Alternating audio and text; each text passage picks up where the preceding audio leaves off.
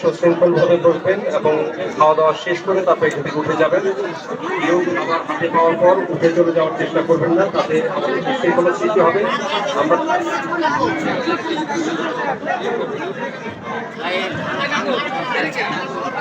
আমরা চাই না কোনো বিশৃঙ্খলা হোক। আমরা বিগত 27 বছর যাবত করি।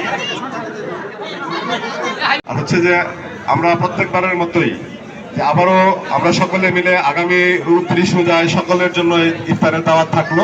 কারণ হচ্ছে যে এটা সব সময়ের জন্যই এই আমাদের এই প্রচেষ্টাতে চলমান থাকবে। আল্লাহ সুবহানাহু ওয়া তাআলা আমাদের সকলকে এই বছর তৌফিক দান করবেন, এজন্য আমরা সকলের জন্য মোনাজাত করব। আর আমাদের আজকের এই মোনাজাত পরিচালনা করবেন মাওলানা আব্দুল আজিজ সাহেব। তো তার আগে হচ্ছে যে খাবার পরে মোনাজাত শেষ হওয়ার পরে ইনশাল্লাহ খাবার দেওয়া শুরু হবে, ইনশাল্লাহ ইফতার দেওয়া শুরু হবে। হ্যাঁ, আর